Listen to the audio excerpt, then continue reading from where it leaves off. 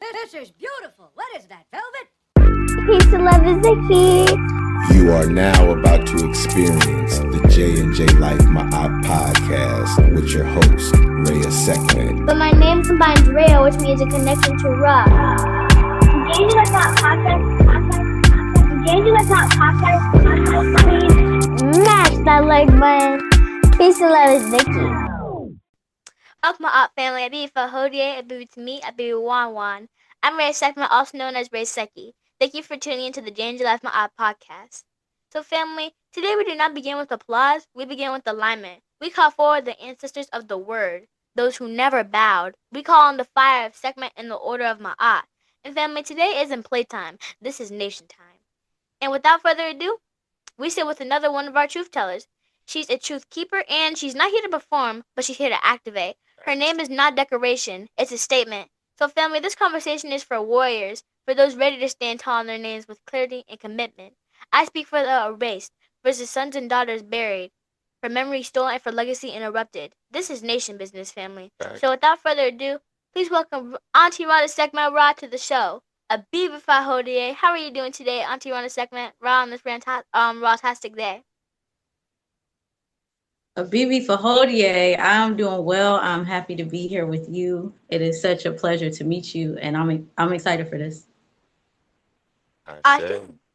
Family, before we dive into today's episode, I gotta check in with my co-host, the one who always brings the wisdom and pushes me to think deeper, Baba Asar, or as he's affectionately known as the Conscious Locks. How are you doing today, Baba? Reya'sekhi. I'm doing wonderful. And Abibi Hodie, Sister Rhonda Sekhmet Ra. We are very thankful and want to show you as much reverence as one can, for you being on the show today. And, just want to say that, from the bottom of my heart that we are very appreciative of you, sister, and the work that you do. And family, as we always do, I want to give reverence to the ancestors and the elders for all they have done and are doing. Here on the J&J-Life podcast, we find that we are more than just a podcast. We are first frequency family. And if you are not vibrating with the truth, you will not survive this discussion that Reya'sekhmet has planned. Ashe? All right. Because this discussion, family, it's for those who study, remember, and build without apology. So with that, Reya'sekhmet, I say, let's get into it. Ashe. And the Conscious Lux has officially entered the discussion. Well, okay. So, Rhonda Sekhmet Ra, I've come to know you were born in Wilmington, North Carolina. You've been writing poetry since you were little. You also have a background in social work and psychology. You started your spoken word career in Miami. And after your consciousness shifted, and now you shared your work in many places like schools, churches, ceremonies, and more. You created Let Your Soul Write to help people heal through poetry. And you've released your new album and your book, The Awakening Anthology. I say all of that to say, you use your voice to free our minds, bodies, and spirits, and you walk in the footsteps of revolutionary poets who came before you. So given the fact that you are very accomplished, I believe a great place to start would be the beginning. Will you share with the family your background, like what was life like growing up for you? What was life like when you were my age? Talk a bit about the family, alter your level of comfortability, and how did you lead us, and would you lead us into how did you ultimately become the person you are today? Did you catch all of that, sister? Yes. She was rattling it off. I love that. I love the rundown. Thank you so much for that introduction. As you said, I grew up in Wilmington, North Carolina. It's on the East Coast part of North Carolina, and it has a lot of history. I don't know if y'all are familiar with the 1898 massacre and different things that have happened there, but Wilmington itself has a lot of history. My experience as a little girl growing up, my mother was, I would say people would probably consider that pro-Black, and back then they would say like Afrocentric. So she did her best to teach me about my culture. I didn't have any formal training. I didn't go to like an African centered school or have someone, sitting me down, teaching me about my history. But one thing my mom always tried to emphasize was to, love my blackness, appreciate my blackness. She wouldn't let me perm my hair or anything like that. So I grew up in that type of household while also going to a predominantly white school. So there was mixed messages and also seeing what I was seeing on the TV. And in terms of the poetry, I started writing poetry sometime in elementary school whenever, they introduced that into the curriculum. And once I was introduced to poetry, I just never stopped writing from there. I kept writing. It was a way to make sense of my emotions, what I was feeling, to put things in words. Because back then there wasn't, therapy or these other mental health resources for me at that age. So I had always used poetry in that way. And it was just always something that I gravitated to. So ever since I was a little girl and I was introduced to the poetry, I just kept writing, and that's, taking me on a journey from there. Absolutely. And Reya'sekhmet, we got Rhonda Sekhmet Ra on the show today. This is what you've been waiting for, right? Yeah. She's been excited, sister. So, look, take your time, Reya'sekhmet. I can see the flames coming off of you. Ashe, to Reya'sekhmet Ra, I've come to know being African-centered means I don't just say I'm African. I think it, I live like it, and I protect it. Because it's not just about learning history, it's about being locked in with your ancestors. Like, with action. So here's my question is two parts, actually. First, what does African-centered consciousness mean to you? And second, what awakened you? Not just awareness, but truly awakened you to make you want to do this work for our people. Wow, powerful questions. I would say African-centered consciousness. It's deep, because I think when I think of African-centered consciousness, I think of so many things. I think of, one, knowing our history, knowing where we came from, knowing our culture, what that means to be African. Because a lot of people don't know that, a lot of times we get caught into, the specific things we were doing or certain aspects of our history. But Absolutely. what it means to be an African, what it means to have that type of character that is important to our culture. I also think a lot of spirituality, because spirituality is interwoven to every part of our culture. And so when I think of African-centered consciousness, I don't just think about, the culture and the society, understanding that, but also having a connection with the creator, having a connection with those unseen forces, because that's has always been an important part of our culture. So I think African-centered consciousness it has so many layers. And I think it's one of those things you almost can't put it in words, because, it's the things that we can see, but it's also the things that we can't see and the things that we feel and we experience as Africans.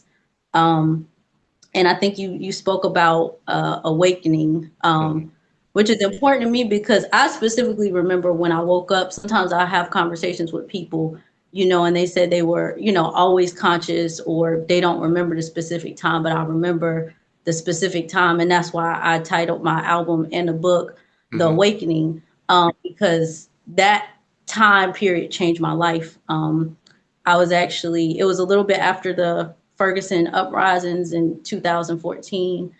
I actually, for whatever reason, I hadn't done this before. I sat down and I listened to a series of Malcolm X speeches, just back to back to back to back to back. And it shifted something in me. It shifted the way that I saw, one, American society, but also, my place in it. I think before that, I thought we had, come so far as Black people, and, we were living in a somewhat post-racial society, or whatever they call it. But hearing him speak and seeing that his words were just as could be said in that exact moment, and he didn't need to change any aspect of the speech, that shifted my consciousness. And of course, I looked at a lot of other things after that. I read a lot. I listened to a lot of other lectures and things like that. But that was a pivotal moment that woke me up. I remember how I felt after seeing those speeches. I remember just the shift that I had in that, and life was never the same for me after that. Ashe. Ashe. And you mentioned the ancestor Baba Malcolm X helped you see clearly. Do you remember what he said or did that made you stop and shift? I think it was, I can't remember the exact speech, but there was one speech where um, it felt like he was making that speech that same day. You know, he was talking about police brutality and how, you know, when the police do something to a black person, they'll beat the black person, but then blame the black person for them getting beat, you know, and just a lot of other things that he said that applied to the time that we were living in. And that's kind of what shifted my consciousness, because I felt that before that, you know, I kind of saw him as, you know, he was dealing with that specific time period and he had to say things for that specific time period. But seeing that we were still dealing with those same issues, you know, all those decades later after he wasn't even here anymore, is what really led me to seeing things in a different way that I hadn't seen before. Absolutely. Absolutely. So, family, I've come to know when you're centered, you don't get pulled in every direction. You don't chase trends or copy confusion. So, Auntie, I want to start with something that's been in my spirit for like a lot of time. Earlier this year, I had the pleasure of interviewing Auntie Rhonda Fulton about her book, Suppressed Thoughts Equal Spoken Words, and her poetry book. She talked about trauma within the family structure, not just the kind that hurts your feelings, but the kind that hides in your bones. She said sometimes we don't even know we're hurting until the poem comes out. That line stayed with me. And then you said something even deeper. You said trauma doesn't cover it, that we're carrying personal wounds, collective wounds, systemic wounds. I mentioned that because it's a great transition into my next question, because I found out that you built Lionheart Life Healing. What was that again? Lionheart Life Healing. Lionheart Life Healing. Yep. Powerful. You created the Black Women's Healing Group, and you made space for repair and for truth for us. So I want to ask you, from your heart and your worth, what kind of healing do we need most right now as African people? Good question. That's such a good question. I think our healing is on so many different levels, and as you mentioned, it's intergenerational. You know, we're still healing from things that happened before we were born. And so I think the healing process for us is so much different than for everyone else. And also just because no one has gone through what we've been through. I can't say that I would know the number one place that we need to start. For me, I think returning to African centered consciousness is a form of healing in itself. And again, not that surface level consciousness of where, you know, we're just understanding the culture and the history, but returning to ourselves. I think healing is a journey back to ourselves, to remember who we were before all this happened to us. And that journey, I think, looks different for different people. I think, you know, just to give like a small step, I think when we begin to do the healing work of realizing that the things that have been said about us and to us aren't necessarily true, when we're getting rid of those negative stereotypes and characteristics that have been put on us, that begins to start us coming back to ourselves and seeing ourselves for who we truly are and seeing our power. So I think people take the journey in different ways. Some people take that journey through African spirituality. Some people take that journey through therapy and other forms of healing. Some people take that journey through just learning and applying what they've been learning. And I think we need all those things. I think Absolutely. we need whatever we could get, we need to bring it into whatever is the closest thing for us. And that's one thing I love about poetry, is that it's accessible to everyone. And so that's why with my poetry group, I have my poetry workshops, I have tried to get people to use this in a way, again, not the only way to heal, but as a way to kind of start that process and start the coping, because sometimes we don't have access to certain things. So we have to start with something. And expressing and getting those things out sometimes can be the first step for people. I did, you mentioned my healing practice, Lionheart Life Healing. I did from 2015 to 2021. help people professionally in going through that healing process. And I knew for our people, a lot of times at that specific time, a lot of people were not gravitating towards therapy, or it wasn't, it didn't have that cultural relevance as some other forms of healing do.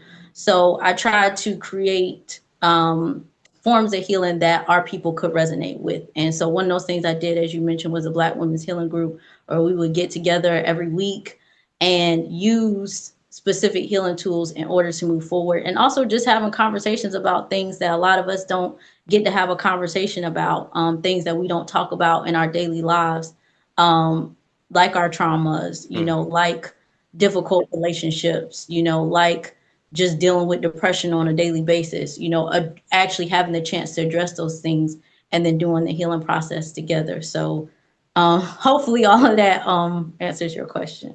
Thank you, Ashe. Ashe. Reya'sekhmet, how you doing? Good. How are you doing? I'm doing good. I'm doing real good. You mind if I ask a question to Sister Rhonda Sekhmet, right? Fine. Yeah. Okay. So sister, I heard an interview, or I believe it was a podcast episode you did on the Harlem Liberation School podcast. You said, I don't think we'll ever get our full healing until the society that we're living in is different.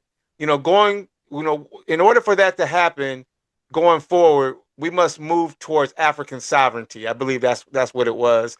And that we move toward liberation and sovereignty as a people. That hit me deep. Reya'sekhmet, because I've seen it myself. I've sat in healing circles, sister, where people pour out their pain, their stories, their breakthroughs, and then they walk right back into the system that still sees them as targets, still sees, our children as threats. In some aspects, it doesn't feel like healing, right? But more like recycling trauma. I say all of that because it reminds me of a situation about 5 years ago. I was helping a young brother through a grief ritual. He had just lost his cousin to police violence. And, we did the work. We did libation, storytelling, ancestral grounding, the whole nine.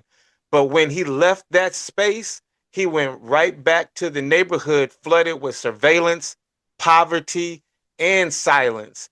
And I realized we can't just heal the wound. We have to change the battlefield, right? So I want to ask you, and pardon my passion, sister. Sometimes I get really passionate at when I'm talking. But I want to ask you, from your lived experience, and you touched on it a little bit during the 2014 situation, and but from your lived experience and your own healing sessions, what does sovereignty really look like in the healing process of it? Not just as a goal, but as the actual medicine and a method. And please, don't feel as though you have to answer this question for the African village. It's just something that's been on my mind that I've been contending with. And I would just like to hear another thought on the matter, Ashe. Yes, I'm glad that you asked that, because I think we can never leave that out of the conversation around healing, that the only way that we will get our full healing is to return to African sovereignty, because we're in a system that constantly traumatizes us. And so I think what that looks like in our healing spaces, I think that those healing spaces are definitely still needed. And even having what they call safe spaces where we can have a moment to think, think and process, and not deal with the constant oppression and trauma and violence that we experience in the society. I think in order to get out of this, we have to do multiple things at the same time. And, sometimes I think about it and I'm like, dang, this is almost impossible. But then I think about the things that my ancestors have been able to do, with less resources. So I think that we have to do some type of personal healing to even be able to work towards sovereignty, because if we're not in a space where we're doing that personal growth and working on ourselves, a lot of times we can start replicating things from the system of oppression. And that can become very destructive, to organizations and other efforts to move towards sovereignty. And I think at the same time that we're doing this personal work towards healing, you have to also have some work that you're doing towards sovereignty.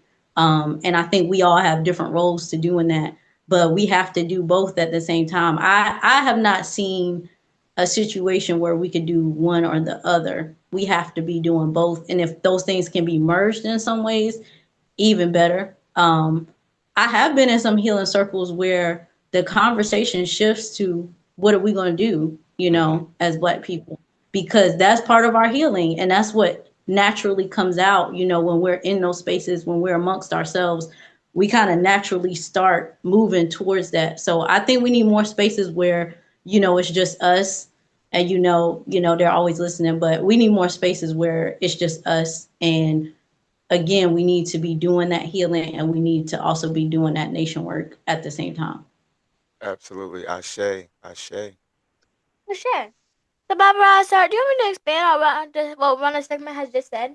Yeah. So, I'll just say this to the family that may not know, just so that I know Reya'sekhmet, you do your research, and Sister Rhonda Sekhmet Ra, I know you know this as well. But for the family that may not know, and for the ones that are listening, what you call the 9 to 13-year-olds that you have that watch your show, Reya'sekhmet, I would just say to you all that when I'm describing, this situation, family, I'm talking about the conditions that we are in, for many of our people, especially for those that return to the after moments of healing, right?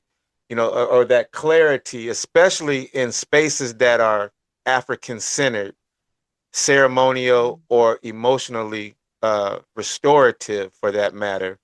And for clarity, here's what each one of those areas mean to me. And like I said, I mentioned surveillance and family. That is the part that I'm talking about, that is constant policing, monitoring, and civilization of us as Black people being criminalized, of our Black life. That's not cool, right? Yeah, and that comes in forms of cameras on every corner, heavy police presence that feels more like occupation than protection, and systems that track and punish rather than support. And Reya'sekhmet, stop me if you ever have a question, if anything needs clarity on your part. But to the family, then there's that poverty piece, family, not just financial struggles, but resource deprivation, things, like underfunded schools, limited access to fresh food, unstable housing, and economic systems designed to keep us dependent or struggling, which leads into that silence piece, which that silence piece is the absence of truth-telling spaces. So, family, that means no elders or elders speaking or sharing knowledge and information, being able to pass it down. Then, no community rituals to name the pain or affirm the power. It's that quiet that comes when people are afraid to speak, family, and too tired to organize, or Reya'sekhmet, they're just disconnected from that piece that we call our ancestral voice. And I'll just land my plane with this, just for the sake of time, family. So when someone leaves a healing circle and returns to that kind of environment, it appears that the trauma doesn't just stay, it gets reinforced. I say all of that, family, to say that's why Rhonda Sekhmet Ra's work is so vital to our growth and our healing. She doesn't just offer healing, she brings spaces that challenge the system itself. Ashe? Ashe. Ashe. Well, Sekhmet Ra, through the teachings of Baba Emily Baruti, the Call Kilimanjaro, and others, I've come to understand that the deeper you go into African knowledge, the more you realize how much has been taken from us. You echoed that truth when you said even all the books, all the lectures, all the poems were still just scratching the surface of what our ancestors knew. Because when we talk about the stolen land, stolen labor, stolen bodies, we often forget the stolen memory, the stolen cosmology, and the stolen systems of healing, governance, and spiritual technology that our people carried for thousands of years. I remember when I first encountered the dream, what's it called?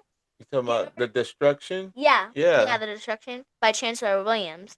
I had to close the Keep book. talking about what the destruction of the black civilization Yeah. by Chancellor Williams. Yeah. Yeah. I remember you were telling me about that, how you just got emotional. But you know what? I'm not gonna tell your story. You share with Rhonda Sekhmet Ra. I had to close the book halfway through, not because I was bored, but because I was grieving the brilliance that we lost and what we still carry, but haven't fully unlocked. Mm. So I want to ask you, as someone walking in your divine assignment, what do you do when you feel overwhelmed by how much there is to learn? I would like to know that too. That's a good question. That's a great question. It depends on the day. I've had that experience too, where there's some books that I had to close for a while. I had a similar experience reading The Destruction of Black Civilization because sometimes it does become too much, and then sometimes it activates that trauma that we're still carrying from our ancestors as well. One of my main things, of course, is the poetry. Most of my poems have been written when I've experienced really intense emotions, such as grief, rage against what's been done to our people, sadness, just being aware of things I wasn't aware of before. That's where a lot of my poems have come from. And it helps because when I write, it not only releases it from me, but to be able to come back to the information in a way that doesn't burden me. When I speak my poems, even if it's on hard things, it's empowering to me, to speak the truth over and over again. And it reminds me so that I don't forget. And so for me, that really has been a go-to. There's a lot of other things that I do. I do therapy, I do healing groups, I go to my altar, I do all those things as well. But the poetry and writing in general is a way a lot of times that I process the information. If it's something that's really heavy and I'm like, I don't know what to do with this, a lot of times I'll write it out so I identify what I'm even feeling right now. Because sometimes we feel those things and we don't even have words for it. We don't know what it is. But once I write that out and I realize, oh, that's why I'm feeling that way. That's why that's happening. That gives me something I can work with. Yeah, absolutely. Ashe. That grief I felt, it wasn't sadness. It was more like ancestral. It was the ache of knowing we were once whole. And sometimes when the weight of what's been stolen presses down, it can feel like too much. Do you ever feel like giving up, like the work is just too heavy? I wouldn't say giving up, but sometimes it does get to the point where you almost do feel hopeless because it's so much going on. And I think that's also the kind of the caveat about learning more about our history and learning more about what's happened to us. Kind of the more you learn, it kind of starts to weigh down on you. And there's so many things I've come across, and then I'm like, man, this is only the surface. I can't imagine any more than this, or just, learning about what happened to us during enslavement. We don't even know all this, but just what we've learned is so terrible. Sometimes that's too much. And then also seeing all the different things that are going on now, especially in this time. It's so many things happening at the same time in the continent and over here, and then also with the advances in technology. It's a lot to deal with, but I go back to thinking again about our ancestors who dealt with impossible circumstances, and that's really where I feel like I don't have the option to give up. I can't imagine giving up because of the things that they've survived. And even our political prisoners who have spent years and years and years in isolation and being tortured and all kind of things, you know, in those prisons. And it's like, well, if they can deal with that, I can deal with this, you know, out here. I'm good. So I think remembering what our ancestors and our leaders have done helps me to see that I have the DNA, we have DNA to get through this. It's Ashe, yeah. It's that question because yeah, it's my turn. I asked that question because I'm aware that staying in this work, working for our people toward liberation requires more than passion. I know it requires grounding of clarity, and I was just wondering because your poems don't just speak, they search, they reach people like me, and I remember. Ashe. So, family. I just wanted to check in with you real quick because what Rhonda Sekhmet Rob had just said was powerful, and I didn't want it to go, you know, just go away like that. I want let the family let that rest a little bit. You know, give it some breath work, right? Give it some breath work. Okay. You know that we call that let the beat breathe on the mic. You know, we don't have to talk over the beat every beat. You know, you can let the song just breathe a little bit, right? Yeah. Yeah. So yeah, no, do your thing. I'm just enjoying the show. So The family, I do want to remind the J&J-Life Ma'at that this conversation is rooted in receipts, not reactions. So if you hear something today that challenges what you were taught in school, church, or even your favorite documentary, pause before you push back. Because right knowledge corrects wrong behavior, but you can correct what you haven't researched. So family, on the J&J-Life Ma'at podcast, we educate, empower, and inspire people of African descent to not only become African-centered, but being African-centered with intention. I understand that correcting misbehavior begins with realigning thought. So what you do for yourself, what you allow others to do to you, and what you do to others all reflect about what you believe about yourself. But that self-concept is shaped by what you've been taught about yourself. And what you've been taught about yourself is shaped by what you've read, heard, and seen about yourself. So as the wisdom goes, when you control the radius of a man's thoughts, you control the area of his actions. And at the Moon Institute for Ancestral Learning, we're taught that restoration of knowing. So before you disagree, do your homework. Because what we're sharing isn't based on opinion, it's based on primary sources of African scholarship and decades of suppressed truth. We're not here to be provocative, we're here to be precise. And sometimes, precision sounds like rebellion when you've been raised or revision. well, let me say Ashe, Ashe, Asheo. Because what you just did, you just gave a public service announcement. But it's all good though, because it's necessary. Look, so Sister Rhonda Sekhmet Ra, I've always felt that poetry isn't just expression; it's a form of evacuation. It's a way that I believe, you know, to learn what the textbooks won't teach us, right? And so, do you ever feel like your poems are part of your learning as well? Like if the ancestors teach you through the writing itself? Absolutely, absolutely. Because I think a lot of what I've written, you know, is based on me learning, and you know, even sometimes as I'm writing, I'm looking things up, you know, to make sure. So it definitely is a learning process. And then on top of that, sometimes, as I teach in my workshop, sometimes poetry taps us into a different space. You know, not just what's in our mind, not just what's in our heart, but it can reach the subconscious. It can reach, I think, a spiritual level. And so sometimes things come through, you know, with that we may not be consciously aware of, but something in our spirit knows, you know, something within us knows, and then that'll come out in poetry. And I've had that experience many times, you know, where certain things have come out that I wasn't fully conscious of yet, but over time I did become conscious of those things. So I definitely think it's also a learning tool, definitely. Absolutely. Ashe. Auntie Rhonda Sekhmet Ra, I read books too, and sometimes the first sentence comes from a picture in my mind. Sometimes it's a pulse I feel in my chest, something alive that wants to speak. And sometimes it's a feeling like when something isn't fair, I need to respond. You've written through racism, grief, and the struggle of mine, your own and others. So I want to ask you, what is the first spark that ignites a poem or a spoken word for you? And is it an image, a pulse, or a rage? Sometimes all of those things. It depends. Some of my poems have come from, hearing about a specific thing that has happened to a Black person unjustly.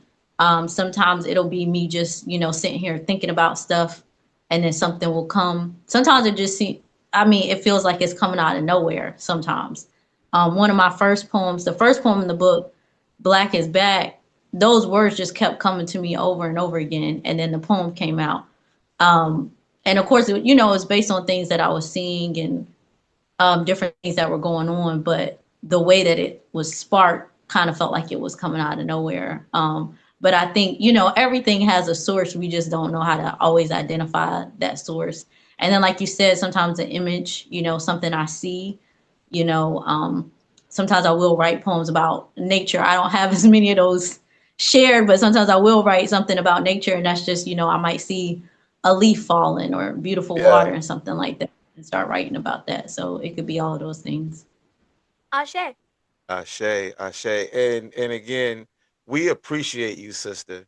We're well aware that staying in this work is an act of devotion and a daily, and I have to say it 3 times, a daily return to purpose. This work is not easy and it's not for everybody. Yeah. When I write. When you write. When I write. Okay, when you write. When Reya'sekhmet writes. Right? Yeah. That was a lot of rights. That was a lot of rights. When I write, I think about how the words will move, how they will sound if someone reads them out loud. But you share your work in healing spaces where people are carrying pain from broken homes, racial trauma, and deep grief. So, Auntie, I wonder, when you're writing, do you think about how the message will be delivered when you're on stage? Or does that part, the voice and the presence, come after the page is complete? Well, I always tell people in my workshop to write as if no one's going to hear it. If you really want to write for that emotional release and to really be honest in your writing, you have to write as if no one will hear it. Because a lot of times we think about how it's going to be received, and that changes what we write. So I always try to write from a place like that, where I just write, what's on my mind and what comes out. And then I've had poems that I didn't think I was going to share that I ended up sharing anyway. And people really resonated with it. So I start there. And then from there, some of my poems are just written poems, and, they could just be read. And then some of them are spoken word poems, where those are more the ones I will memorize and perform. And so with that, just, once it's written out, to, start practicing. And then I start thinking about, how it will be presented, in front of people. But when I start, I don't think about that part. Ashe. Auntie Rhonda Sekhmet Ra, the way your words move through space feels intentional. The delivery becomes part of the medicine. Ashe. Ashe. I would have to agree with you there, Reya'sekhmet, because, and I'll just want to add real quick that the weight of healing is real, family, especially when it's layered with grief, racism, and broken lineage. It's, like what the good sister Rhonda Sekhmet Ra has said, and, some of the things that Reya'sekhmet has brought to the table. But it's that return, family. It's that return is always sacred. Each time you rise, you bring others with you. Facts? Ashe. Ashe. Auntie Rhonda Sekhmet Ra, my Papa Asar has said he lived his life in stages. And in That's stages, and then that sometimes those stages may feel like whispers, like they're meant to be read or walked through quietly, but just between you and the reader. Or in his case, consciousness. And others feel like they need to be heard, like they're calling out to be spoken in front of a crowd, especially when the words carry pain about racism, about family wounds, and about the fight to stay mentally strong. My question is, how do you decide whether a part of your story should stay silent or should be shared out loud? That's a good question. I usually don't put too much thought into it. It's just, I think sometimes I'm just moved to share certain things. So I'll write a lot, and then I'll be like, this one I gotta share this one, or this one I gotta share that one. And then there's some where I'm like, this don't really need to be shared with everybody. People not even gonna understand what this is about, number one. But number two, it's just, some poems are just for me. So I kind of go as I feel, inclined, like if I'm feeling that this needs to be shared. And like I said, sometimes I also change my mind. I had some poems that, I'm like, I didn't think I was going to share because I'm like, people aren't going to understand this. This is my specific personal experience. And I end up sharing it. And then a lot of people resonated with it. So, when I get that call to share something, I just share it and then go from there. And I've kind of been working on sharing a little bit more, sharing some newer things and also some things that I haven't shared yet. So it's kind of a, is a process that changes as I go along. But there's just some where I'm like, I gotta share this, and then somewhere I'm like, nah. Yeah, absolutely. Ashe. You want to speak to the family a little bit? Ashe. Family, I've come to know some stories carry a quiet power while others demand to be heard. The choice between silence and sound becomes a ritual in itself, a way of honoring the energy each truth carries. Yeah, like that. Yeah. Absolutely. That's facts, Reya'sekhmet. Yeah. So, Auntie Reya'sekhmet Ra, have you ever had a moment while sharing your work that changed how you saw yourself as an author and or a person? Like the delivery itself opened a new frequency, not just for them, but for you?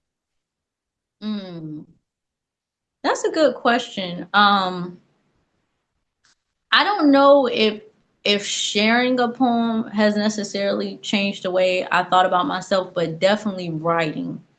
Sometimes when I write, I see things that I have been feeling or experiencing, or just getting a different perspective of things that I hadn't seen before. That happens a lot when I'm writing, where I'm like, oh, I didn't realize that I felt this way, or oh, I didn't see this aspect of myself. So I think a lot of times in the writing process, new aspects of myself are shown to me. I think in terms of sharing, it does show me what, when I am sharing, it shows me what resonates with people and what doesn't.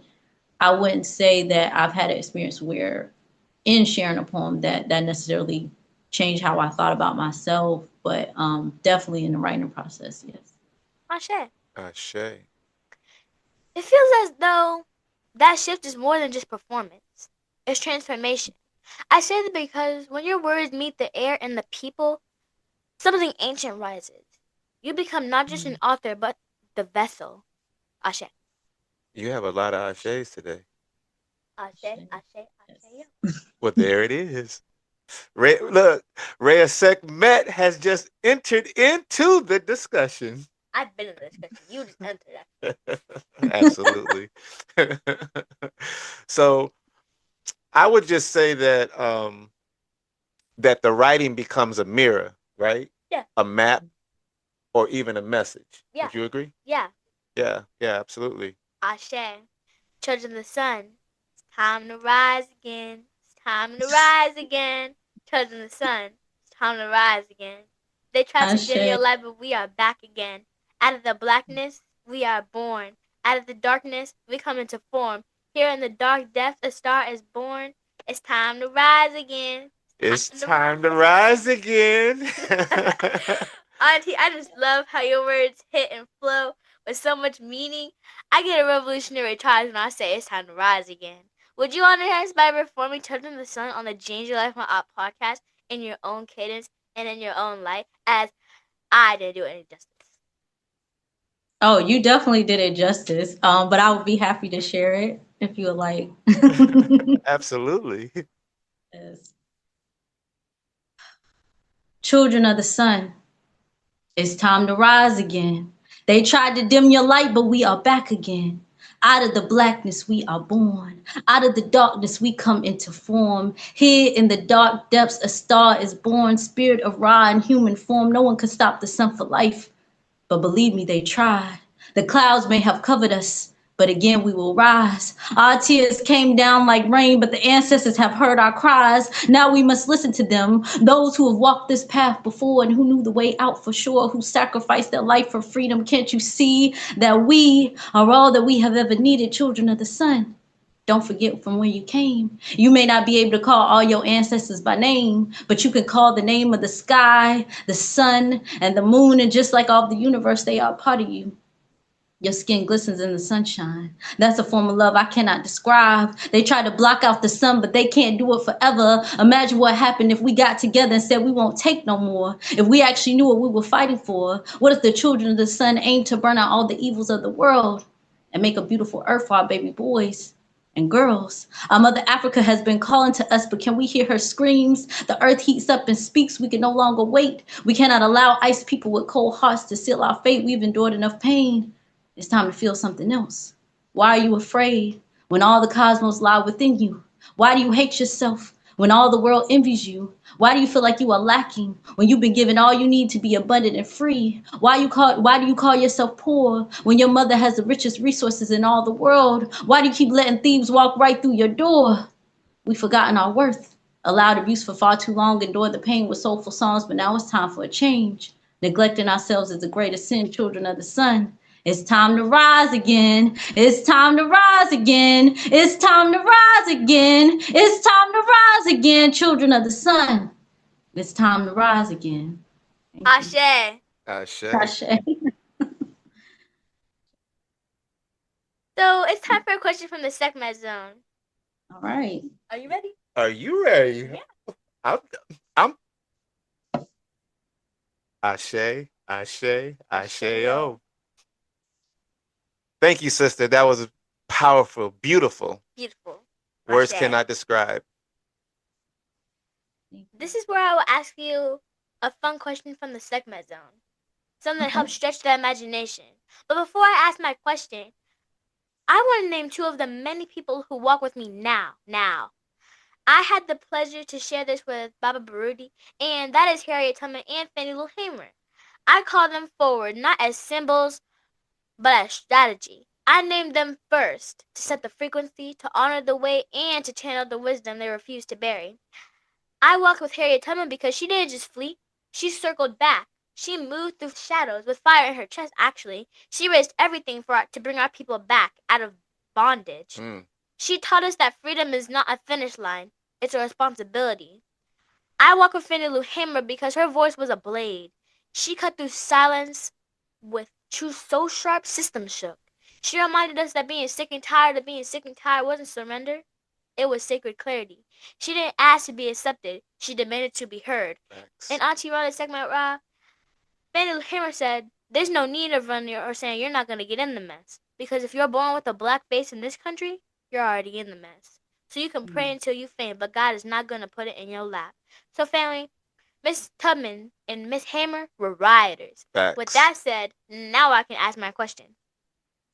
So Auntie Rhonda Sekhmet, my question is, if you had to choose two poetic ancestors, whether poets, historians, movement leaders, or revolutionary wordsmiths to call on, to channel, to let them know the revolution is now, who would you summon to help you embody the spoken word of Ma'at and the nectar of Sekhmet and Basset?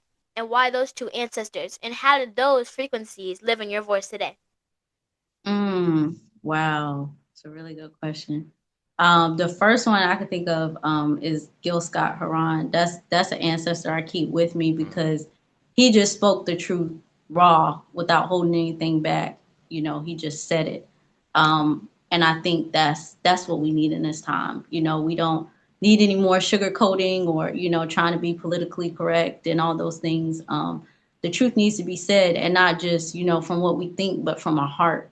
It's so important. So that's definitely one ancestor that I would keep with me, and I do keep with me. I would also say probably the second one that comes to me is Amiri Baraka. He is another one who spoke the truth fearlessly, and not only did it through poetry, but he did it through his life's work as well. And that's the type of energy that we need, is to not only, you know, speak about these things, but carry these into our lives. And that's that's my art. You know, when we're living in that truth, we're living in that righteousness, we're living in that integrity and honesty. So those would be the two that I would keep with me. Those are two juggernauts. Ashe. Family, I want to pause for a moment and say something to my listeners, especially the young ones like me. Sometimes we go through things that can hurt us, things that we don't want to talk about. Maybe someone in your family yelled at you or made you feel small. Maybe you've seen people treat you differently because of your skin. That's called trauma.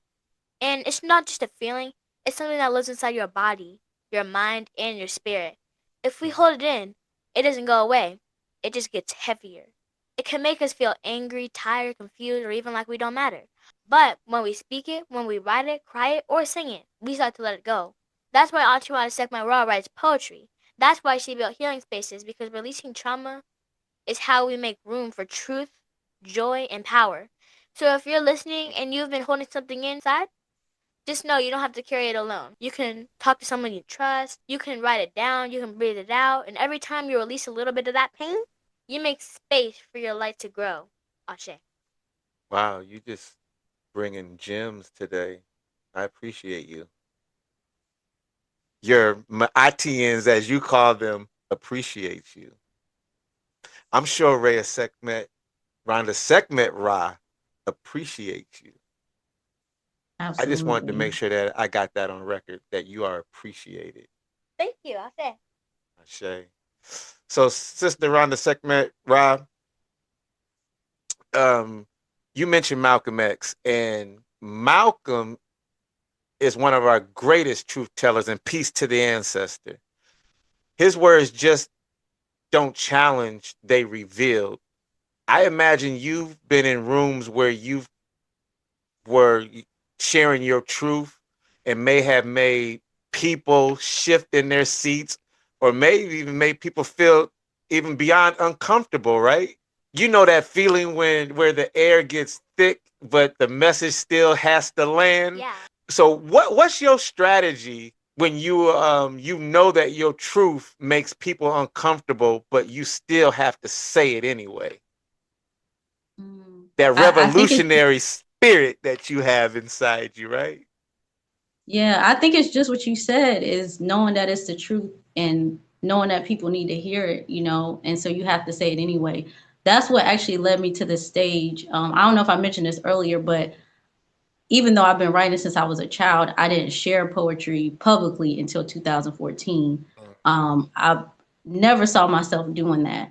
But when these poems started to come to me about what was going on with our people, and I was learning so much, and I felt like poetry was a good way to share, you know, what I had been learning and experiencing, and feeling, and being able to share that with other people. I felt like I had to. I felt like that was a calling, that I had to share this, and that's what drove me to the stage. And so, even though I had never been on a stage, never planned to, I was like, I got to. And so I started going to open mics and sharing these poems, and that's what motivated me. That was always the motivation. So any fear that I had, any, you know, worry about what people would say, it just got dissipated by that, is knowing that this is the truth, and I need to say that truth. And the more, you know, of course, the more I did that, the easier it became.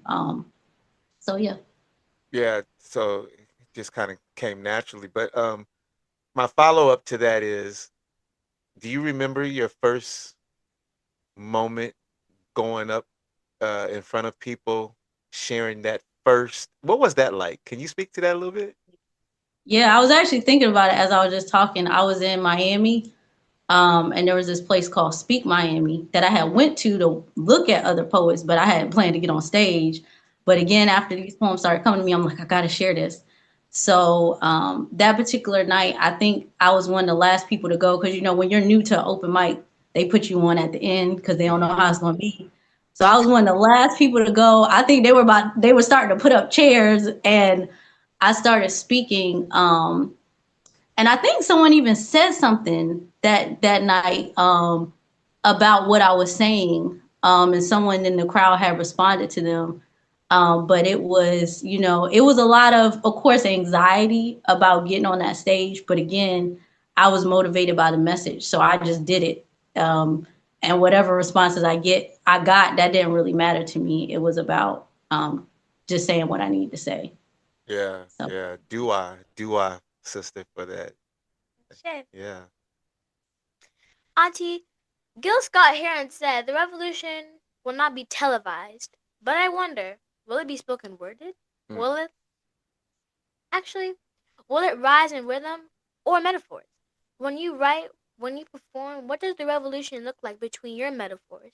So basically, Auntie Rhonda Sekhmet Ra, what I'm wanting to know, and this is for the family listening, like my 9 to 13-year-old, actually now. Yeah, because you just had a birthday. Yeah, 9-year-olds. Yeah. I used to be 8, so I used to say 8 to 12-year-olds. That's But right. now it's 9 to 13-year-olds. We moved it up one. You had to move it up one. That made But me but so for your 9 to 13-year-olds, right? Grown folk. Yeah, 9 to 13-year-olds. That may need some clarity on the question. So how does your poetry function as revolution, not just in content, but in delivery and intention?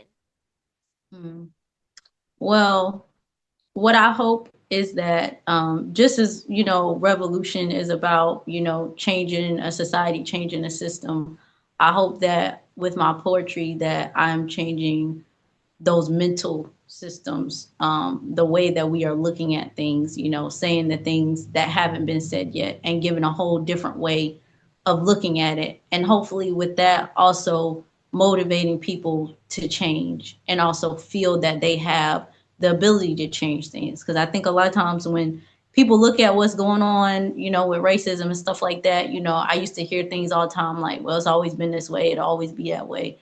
But the one thing I want, our people to know is that it can change, it has changed, and we have the power to change it. So I'm hoping with that, with the words that have been given to me and, putting these words to paper, that people get that. And that's what, to me, is revolutionary, when people know they have a power to change something, even on a large level, and they start to put in work to do that.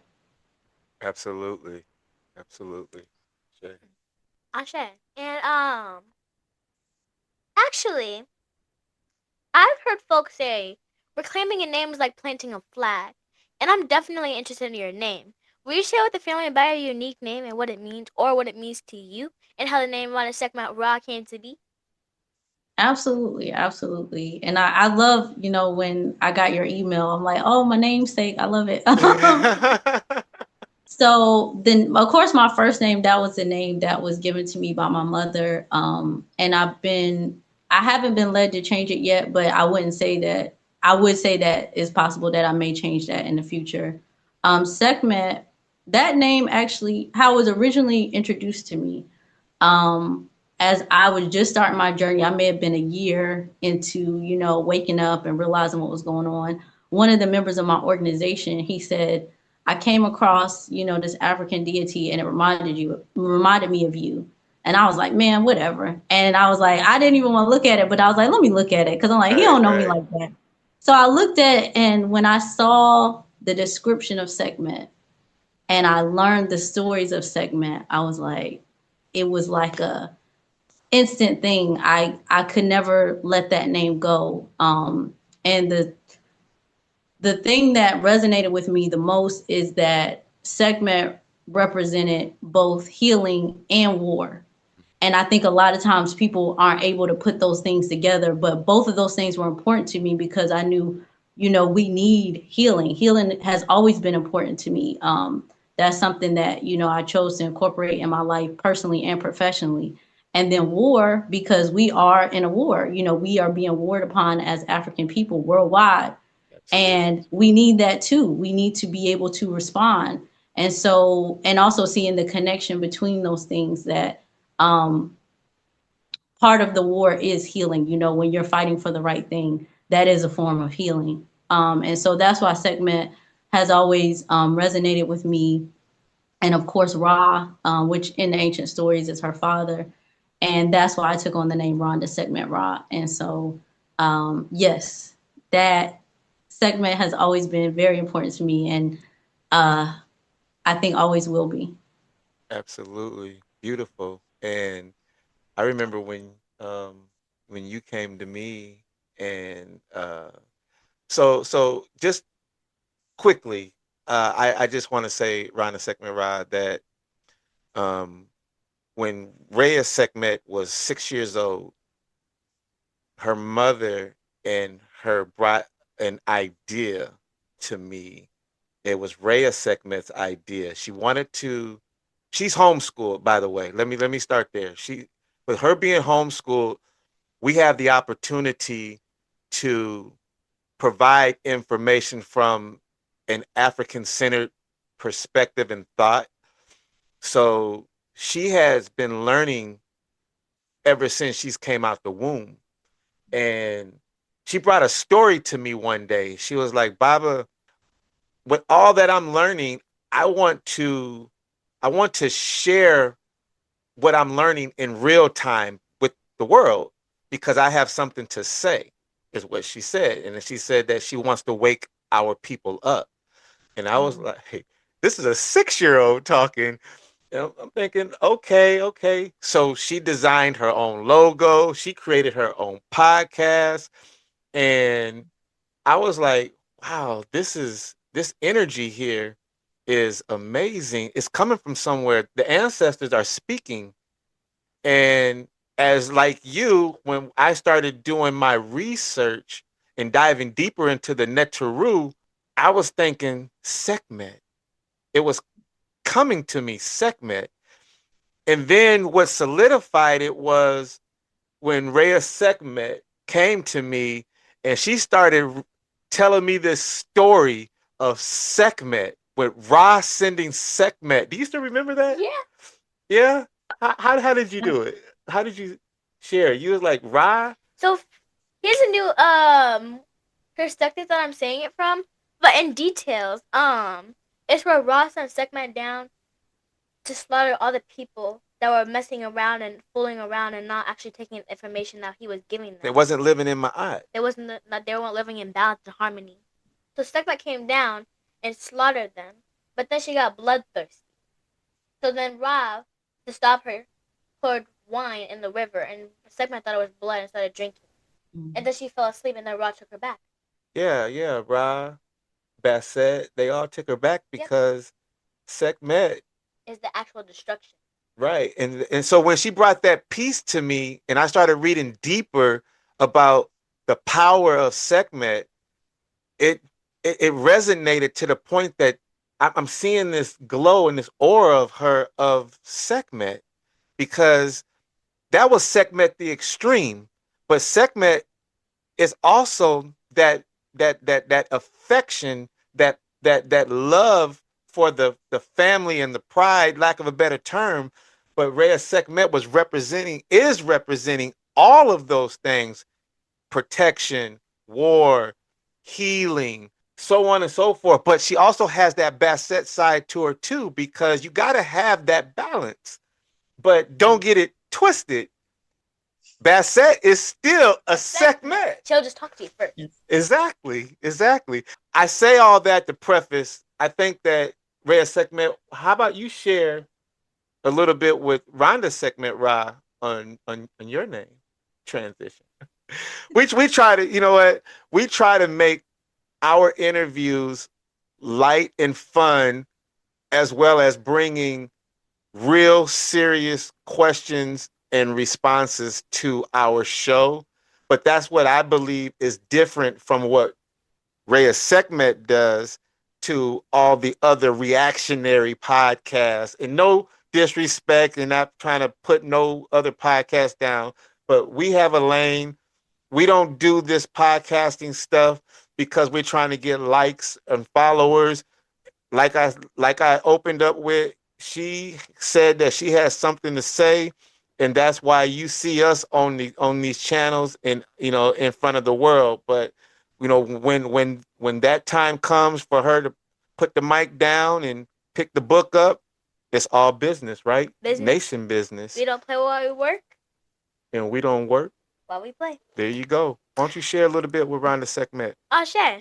Rhonda Sekhmet Ra, for your information, my name Reya'sekhmet combines Reya, a glowing link to Ra or Ray, embodying divine light, higher guidance, and ancestral wisdom, and Sekhmet, the nature of war, protection, defense, and healing. Together, Reya'sekhmet changes the light, rage, healing, and boundless insight. Ashe.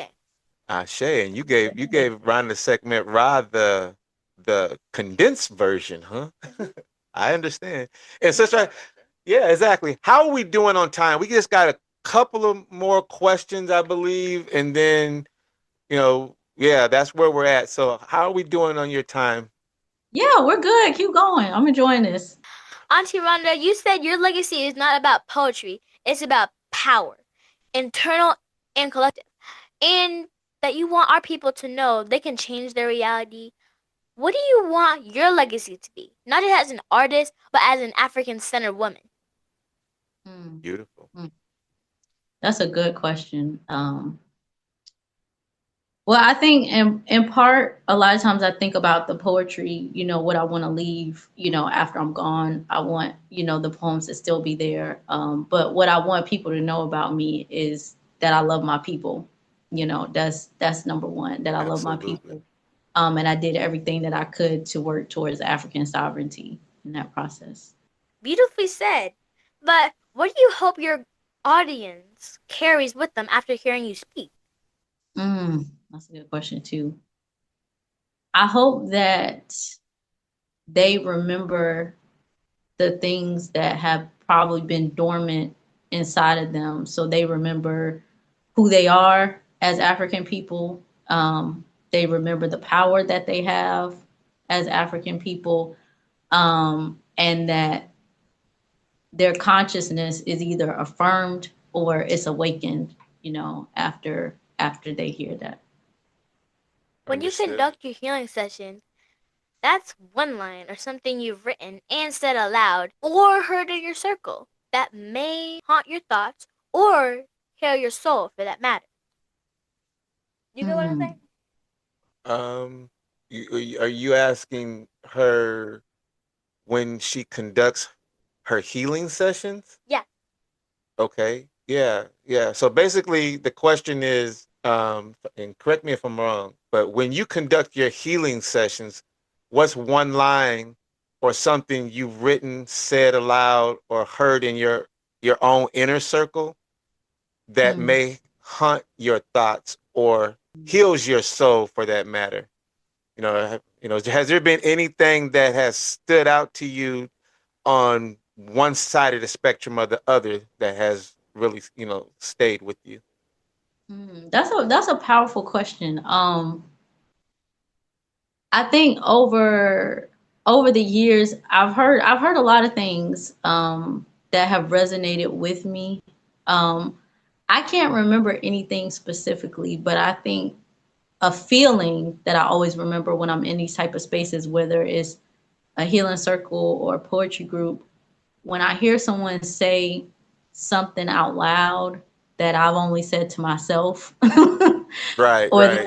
but I was the only person dealing with, when I hear someone say that out loud, that always touches a part of me. So I can't remember the specific words to those moments, but I would say that particular experience always stays with me. And it can kind of be both, like it's healing, but it's also like, wow, when you hear those words out loud. And even at open mics, when you hear a poet say something out loud that you've never heard, those words out loud, you've only heard them, within your own self. That is such a powerful thing, and that's usually what stays with me, not necessarily the words but the feeling. Yeah, yeah. And there's sayings and things that I've heard 30 years ago or so that still in my head. But I say that to say, like in your book, and I don't know if it's gonna show on, but Yeah, yeah, perfect. okay, The yeah, Awakening Anthology. yeah. So I came across one of your spoken word, and that was I'm bringing the God back, and that that piece was like, well, wait a minute, what's Rhonda Sekhmet know about what Asar's thinking right now? So I was like, this is speaking to me because it's like this is everything that I was thinking. Obviously not in the words but just in thought. And I was like, well, Reya'sekhmet, check this out. You know, I'm showing her, and she's going through and she's reading it. And she's like, oh yeah, I'm feeling this. You know? So I just wanted to put that out there that family, Rhonda Sekhmet Ra's the Awakening Anthology is fire. You have to get it. You have to get it. Ashe? Ashe. Before we close, I want to speak this into the air for every young listener, but for every soul still rising. You're not just a student, you're a spark. You are not just surviving, you are remembering. You are not just here, you are chosen. Like Auntie Rhonda Sekhmet Ra has said, we are the children of the sun, descendants of Ra, the great illuminator. We walk in with Ma'at in our steps, truth, justice, balance, harmony, order and arrangement, reciprocity, and righteousness. We carry the fire of Sekhmet when we protect our people, and the joy of Basset will remember to laugh, dance, and to breathe. We are the rebirth of Asar, rising from what was broken. We are the wisdom of AuSet, gathering the pieces, whispering the names, restoring the whole. So walk tall, speak loud, love deep, and never forget. Your light is older than your fear. Your breath is part of breath that built pyramids, healed nations, and called stars by name. And this is from Reya'sekhmet with love. Ashe. Ashe. You sound like Yes. yes, right? You sound like a little Rhonda Sekhmet Ra. More powerful. Wow. Ashe. Ashe. So, sister, is there anything that we didn't touch on today that you want to talk about? And is there anything coming up for you in the near future that the family should know about? Speaking engagements, community practices, stuff like that? Well, I just want to say first, thank you so much. And Reya'sekhmet, oh my goodness, you are one of the most powerful, intelligent young women that I have ever met. And I've encountered a lot of students and children, but my goodness, I'm just like in awe of you. So just thank you for what you're doing and just for being you and sharing that with the world. This has been so beautiful to witness and to hear you, but also to be invited on your platform. So I just want to share my appreciation for you. Thank you. Ashe. Ashe, Dua. Dua. Thank you so much, Rhonda. Yeah. Sekhmet Ra. I know Absolutely. I know we'll have your website embedded in the description below for the video when we air it. But for the family that may not know, how can one get a hold of you if they have questions or want to purchase your book and your audio album? Also, do you have a way for the family to show their appreciation and or donate, or some way for the family to show support? Yes, absolutely. Thank you so much for asking. So in terms of just, connecting with me, I'm on social medias, Facebook, Instagram, and also abb2me.com, which is the African Center platform, all under the name Rhonda Sekhmet Ross. So if you look up that name, you'll find me there. My book and also my website is rondaspokenword.com. And my book was previously just on the website. I did my first 100 copies from Black Classic Press. I no longer have those first 100 copies, so I thank everyone for that support. And you can actually get the book online now at barnesandnoble.com. And you could just look up the Awakening Anthology and it'll be there. You could also find that on my website, which is rondaspokenword.com. And there's a section there for the book as well. So I will be doing probably around February or so. I'll reorder more copies of the book from Black Classic Press so people can get them from the website as well. But right now, they're just on barnesandnoble.com. And if anyone does want to support, which I absolutely appreciate, you could also send any love offerings to my Cash App, which is also my name, Rhonda Sekhmet Ra. So just whatever they do, the $ Rhonda Sekhmet Ra, that as well. And so, yeah, definitely keep in touch. And also, if anybody wants to email, reach out to me about, anything, any questions or any invitations for anything, my email is rhondasekhmetra@gmail.com. Ashe. Ashe. Ashe. Auntie Rhonda Sekhmet, are there any current authors or scholars whose work you follow and find influential? And do you have any books or resources you would like to recommend to the family? Oh, yes. So there's quite a few, and I probably wouldn't even remember everybody that I need to, but you already mentioned two of my favorites today, which is Baba Baruti and also Baba Kilimanjaro. I think in terms of reading, those are kind of a first priority of books that we need to read. Also, if I always tell people, if I were to go back 10 or so years ago, and someone recommended what book should I start with, I would start with Dr. Amos Wilson. And so anybody who's kind of just starting the journey, I would start there. Also, my organization, Black Awakening Movement, we have a list of recommended books. So if you go to blackawakeningmovement.com, we actually have a list of recommended books. And I think some of the authors that I mentioned, they also have their own list of recommended books as well. So I would look at all of those. But definitely check those out. There's so many, and I think every single day I'm finding a book that I need to read. So it's kind of a never ending list. Exactly. We find that mountain is a tall mountain to climb too. So Yes. yeah, absolutely, absolutely. Now that you know a little more about Auntie Rhonda Sekhmet Ra, support Auntie on all social media platforms, purchase her book and album. I'm going to her website today, so don't meet me there, beat me there. That's right. And this is from Reya'sekhmet with love. Don't take none of the information we provide today. Do your research. Ashe. Ashe. Oh, and family, I want to let you all know I wrote a book too, and it's called The Magical Adventures of Ralina. Book 1, Rise the Flame. It's on sale now in paperback hardcover, and it's also on sale as an ebook. Was it? Yeah? Yeah. Yeah. It's an ebook.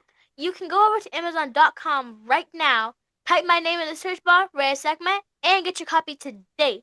You can also go to my website, which is www.reya'sekhmet.com. Ashe. Yeah, yeah. And you can see, sister, our background is of the book cover. she wanted to that put is the so book cover up. awesome. Yeah. I love that. Oh my, yeah, I'm definitely gonna have to get a copy. That's awesome. And Yeah. then this is also me right there. What you said? That's also who? Me.